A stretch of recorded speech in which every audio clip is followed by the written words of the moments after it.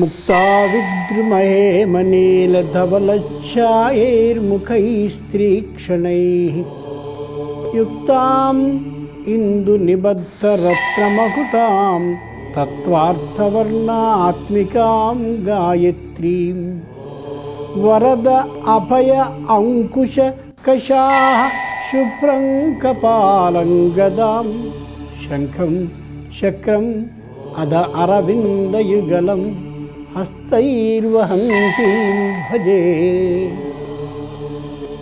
విజయదశమి పర్వదిన కాలంలో 4వ రోజున వేసే అలంకారం గాయత్రి అలంకారం. గాయత్రి కాదు, ఆవిడ గాయత్రి. ఎలా ఉంటుంది ఆవిడ? స్పష్టంగా కళ్ళలో చూడండి. ముక్తా అమ్మవారికి 4 దిక్కులని చూస్తూ 4 తలలుంటాయి. తూర్పు ముఖంగా ఒక శిరస్సు, దక్షిణానికి, పశ్చిమానికి, ఉత్తరానికి. ఈ 4 తలల మీద మరొక తల తూర్పుని చూస్తూ ఉంటుంది. అంటే తూర్పుని చూస్తూ ఒక తల మీద మరొక తల, దక్షిణ, పశ్చిమ, ఉత్తరాలని చూస్తూ 3 తలలు, మొత్తం 5 తలలు కనిపిస్తాయి. కళ్ళలో ఊహించుకోండి. ఓ దేవతా స్త్రీమూర్తి అమోఘమైన బంగారు సింహాసనం మధ్యలో కూర్చుని 5 తలలతో మనకి కనిపిస్తుంది.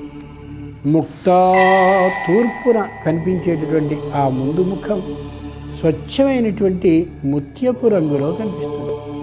విద్రుమ దక్షిణం వైపుకి మనం నడిచి చూస్తే అమ్మవారి యొక్క ముఖం పగడపు రంగులో కనిపిస్తుంది. దేవతా స్త్రీమూర్తి విగ్రహంలో ఆ ముఖం పగడపు రంగులో. హేమ పశ్చిమానికి వెళ్ళి మనం అమ్మవారిని దర్శించబోతే బంగారపు రంగు ముఖంతో ఆవిడ ఉంటుంది. నీల ఉత్తరం వైపుకి వెళ్ళి అమ్మవారి యొక్క ముఖాన్ని దర్శిస్తే నీలాకాశం అంటారు కాబట్టి ఆకాశపు రంగులో కనిపిస్తుంది. ముక్తా విద్రుమ హేమ నీల ధవల. ఈ 4 తలలకి మధ్యలో ఉండేటటువంటిది తూర్పు ముఖాన్ని చూస్తూ ఉన్నటువంటిది అయిన మరో శిరస్సు ఉండే 5వ శిరస్సు, అది ధవల ఛాయై, పూర్తి తెల్లనైనటువంటి రూపంతో ఉంటుంది. ఇలా 5 తలలు ధరించి కనిపిస్తుంది కదా అమ్మవారు. త్రీక్షణై. ఇప్పుడు 5 శిరస్సులకి 2 కళ్ళ మధ్య ఇంకొక కన్నును ఏర్పాటు చేసుకుని చూద్దాం. 2 కళ్ళు అడ్డంగా ఉంటే 3వ కన్ను మాత్రం నిలువుగా ఉంటుంది. అది విశేషం ఇక్కడ. త్రీక్షణై. మధ్యలో ఉండే కన్ను అగ్ని అలా తనలో దాచుకున్న కన్ను కాబట్టి ఇప్పుడు అమ్మవారి యొక్క విగ్రహంలో కనిపించే ముఖం ముత్యపు రంగులో ఉంది, 3 కన్నులు కలిగి ఉంది. అలాగే ఇటు పగడపు రంగులో, అటు బంగారపు రంగులో, ఇటు నీలి రంగులో, ఆ మధ్యలో పైకి ఉండి తూర్పు చూస్తున్న ఆ తల పూర్తి తెల్లని రంగులో 3 కళ్ళతో. యుక్తాం ఇందు నిబద్ధ రత్నమకుటాం. ఇప్పుడు ఒక్కొక్క అమ్మవారి యొక్క శిరస్సు మీద చక్కనైనటువంటి రత్నాల కిరీటాన్ని పెడదాం. ఇదిగో తూర్పు ముఖంగా కనిపించే అమ్మవారి ఆ శిరస్సు మీద రత్నాలు పొదగబడిన కిరీటాన్ని పెట్టాం. ఇందు నిబద్ధ రత్నమకుటాం. రత్నాలు పొదిగినటువంటి కిరీటానికి ఇక్కడ చంద్రరేఖను ఏర్పాటు చేశాం. అలాగే దక్షిణపు వైపున్న అమ్మవారి శిరస్సు మీద కూడా అదే విధమైన రత్నాల కిరీటం, చంద్రరేఖ. పశ్చిమపు ఆ శిరస్సు మీద కూడా రత్నాలు పొదిగిన కిరీటం, చంద్రరేఖ. ఉత్తరపు వైపునున్న అమ్మవారి ముఖానికి కూడా రత్నాల కిరీటం, పైన చంద్రరేఖ. పైన ఉన్నటువంటి తెల్లని ముఖంతో కనిపిస్తున్న అమ్మవారికి కూడా రత్నాల కిరీటం, మళ్ళీ చంద్రరేఖ. ఇందు నిబద్ధ రత్నమకుటాం తత్వార్థవర్ణాత్మికాం గాయత్రీ. అమ్మవారు 5 శిరస్సులు కలిగినది కాబట్టి శిరస్సుకి 2 చేతుల చొప్పున 5 తలలకి 10 చేతులను ధరించుంటుంది. మరి శిరస్సులు ఇలా ఉన్నాయి కాబట్టి ఎక్కడెక్కడ 2 చేతులా కాదు. ఉండేటటువంటి చేతులన్నీ కూడా అమ్మవారి యొక్క తూర్పున కనిపించేటటువంటి ఆ శరీరానికి మాత్రమే 10 చేతులు ఉంటాయి. అంటే మిగిలిన శిరస్సులు కనిపించేటటువంటి చోట చేతులు ఉండవా అంటే ఒట్టి శిరస్సులు మాత్రమే గుండ్రగా ఉంటాయి, శరీరం మాత్రం ఒకటే ఉంటుంది. ఇక్కడ 10 చేతులు. జాగ్రత్తగా చూడండి, చేతుల్ని పరిశీలించి చూద్దాం. చేతుల్లో ఏ ఆయుధాలు లేదా ఏ ఆభరణాలు ఉన్నాయో. వరద అమ్మవారికి ఇటు 5 చేతులు, ఇటు 5 చేతులు ఉంటే అమ్మవారికి సంబంధించిన ఈ ఎడమవైపు ఉన్నటువంటి చేయి వరద, వరాన్ని ఇస్తూ ఇలా చేయి క్రిందుగా కనిపిస్తుంది. మునివేళ్ళు కిందికి ఉంటే అది వరాన్ని ఇస్తుంది. వరద అభయ, కుడివైపు ఉన్నటువంటి 5 చేతుల్లోనూ ముందు చేతిలో అభయాన్ని ఇస్తుంది. వరద అభయ. అమ్మవారి ఎడమవైపు ఉన్నటువంటి 5 చేతుల్లోనూ ఇటు నుంచి చూస్తే 2వ చెయ్యి, అటు నుంచి చూస్తే 4వ చెయ్యిలో అంకుశ, గట్టిగా మదం అహంకారం కలిగిన వ్యక్తిని ఖచ్చితంగా తొక్కివేసేందుకు అంకుశం కలిగి ఉంటుంది.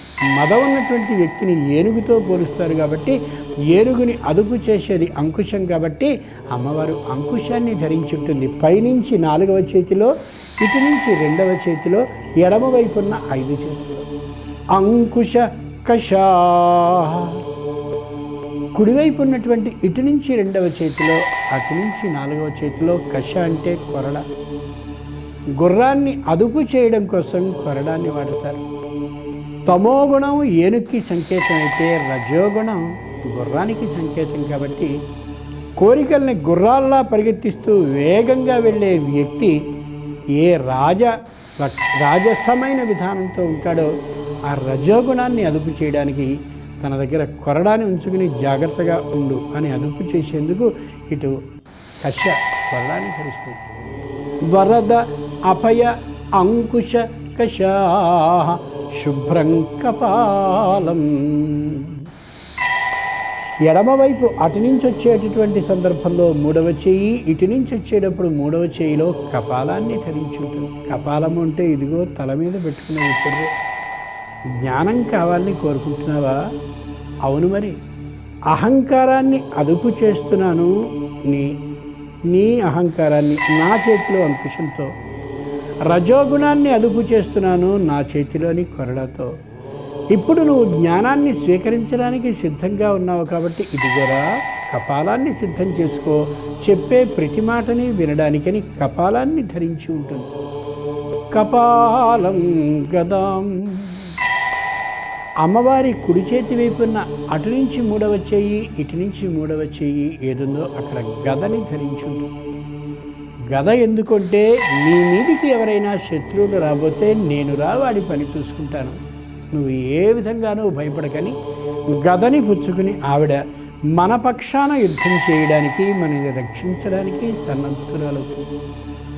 వరద అభయ అంకుశ కషా శుభ్రం కపాలం గదాం శంఖం చక్రం. పర్వాలేదురా, నువ్వు చాలా ఎత్తుకే వచ్చావని చెప్పి గమనించిన అమ్మ ఆ ఎడమవైపు ఉండేటటువంటి 5 చేతుల్లోనూ పైనుంచి 2వ చెయ్యి, క్రింది నుంచి 4వ చేతిలో శంఖాన్ని ధరించి ఉంటుంది. శంఖం అనేది కంఠానికి సంబంధించినటువంటి సంకేత విధానం కాబట్టి నీ కంఠం నుంచి పలకవలసిన పద్ధతిగా మాటల్ని పలికిస్తూ ఆకర్షించే లక్షణాన్ని నేను ఏర్పాటు చేస్తానురా నీకు అని చెప్తుంది. శంఖం చక్రం. అమ్మవారికి ఈ కుడివైపున్న 5 చేతుల్లోనూ ఇటు నుంచి 4వ చెయ్యి, అటు నుంచి 2వ చేతిలో ఆమె చక్రాన్ని ధరించి ఉంటుంది. చక్రము అంటే ఎదురుగా ఎవరైనా కానీ వచ్చినట్టయితే వాళ్ళని సంహరించేటటువంటి విధానాన్ని చేసి నీకు రక్షణగా నిలుస్తాను అని. ఎప్పుడైతే ఇటు 4 చేతులు, అటు 4 చేతులు ఈ ఆయుధాలని అమ్మవారు ధరించిందో వాటినన్నిటినీ జాగ్రత్తగా పరిశీలించగలిగిన స్థాయికి సాధకుడు వచ్చాడో ఆ రోజున అథ అరవిందయుగలం. అమ్మవారి చివరి చేతిలో ఇటు నుంచి 5వ చేతిలో, అటు నుంచి 1వ చేతిలో, ఇటు నుంచి 5వ చేతిలో, అటు నుంచి 1వ చేతిలో బ్రహ్మాండమైన పద్మాలు అటొకటి ఇటొకటి ధరించి దర్శింపచేస్తుంది. ఆ పద్మాలు సహస్రార పద్మానికి సంకేతం. పర్వాలేదురా, నువ్వు సాధకుడయ్యావు కాబట్టి నేను స్పష్టంగా నీకు దర్శనాన్ని ఇస్తాను అని ఆ 2 పద్మాలని స్వయంగా అమ్మ కనిపింపచేస్తూ మనకి అనుగ్రహాన్ని ఇస్తుంది. వరద అభయ అంకుశ కషాః శుభ్రం కపాలం గదాం శంఖం చక్రం అథ అరవిందయుగలం హస్తైర్వహంతీం భజే. ఇటువంటి గాయత్రీదేవి తాను స్వయంగా మంత్రాన్ని ఉపదేశించడానికి సిద్ధంగా కూర్చున్నప్పుడు పిల్లవాడికి తల్లి ఎలా అయితే బొజ్జ చూసి ఆహార పదార్థాన్ని పెడుతుందో అలా సాధకులైనటువంటి వాళ్ళందరూ కూడా అమ్మవారికి నివేదనగా స్నిగ్ధౌదన ప్రియ ఆవునేతితో బాగా తడిపినటువంటి అన్నాన్ని, బాగా గుర్తుంచుకోండి, గోఘృతం ఆవునేతితో మాత్రమే తడిపినటువంటి అన్నాన్ని బాగా మెత్తగా చేసి నివేదన చేస్తే పరమ సంతోషాన్ని పొందుతుంది గాయత్రీమాత. లోకంలో కూడా ఆవునేతిని ఎంత జాగ్రత్తగా స్వీకరిస్తూ ఉంటే, అంటే మరీ ఎక్కువగా కాకుండా, ఘృతం బుద్ధిని పెంచుతుంది కాబట్టి ఆవునేయి ఎక్కువగా స్వీకరించేటటువంటి వాళ్ళు, అంటే తమ శరీరానికి సరిపోయిన పరిమాణంలో స్వీకరించే వారికి అనారోగ్యము రాదు, బుద్ధి పెరుగుతుంది. నెయ్యి ఎంత స్వీకరిస్తే దానికి అంత శారీరక శ్రమని చేయాలి కాబట్టి పిల్లలైనటువంటి వాళ్ళు ఆవునేతి అన్నాన్ని కానీ తిన్నట్టయితే దానికి తగినంతగా పాఠాన్ని పెద్దగా చదువుతున్నట్టయితే ఈ నెయ్యి పూర్తిగా ఇంధన రూపంగా వెళ్ళింది, అది దహనం అంటే దహింపబడుతుంది కాబట్టి వ్యక్తికి శారీరక శక్తి బుద్ధిశక్తి కూడా వస్తుందనేది లౌకికమైన విశేషంగా కూడా మనకి తెలియజేస్తుంది అమ్మ. అటువంటి గాయత్రీమాత మనకి మంత్రాన్ని ఉపదేశించడానికి స్వయంగా సిద్ధురాలై ఉంటుంది కాబట్టి ఇదిగో ఈ 4వ రోజున అమ్మవారి యొక్క గాయత్రీదేవి అలంకారానికి నమస్కరిస్తూ పంచభూతాలకి సాక్షిగా కనిపించే 5 ముఖాలకి మరోమారు నమస్కారాన్ని చేసి రేపటి రోజున 6వ రూపానికి మనం సిద్ధంగా ఉండాలి. తెలుగు వన్ ప్రేక్షకులైనటువంటి మీ అందరికీ కూడా పరమేశ్వరి శుభాశిష్యులు స్వయంగా అమ్మవారు అందించాలని కోరుకుంటూ రేపటి రోజున లలితా పరమేశ్వరి రూపాన్ని చూపించడానికి అమ్మ సిద్ధంగా ఉందనే యథార్థాన్ని మనవి చేస్తూ స్వస్తి.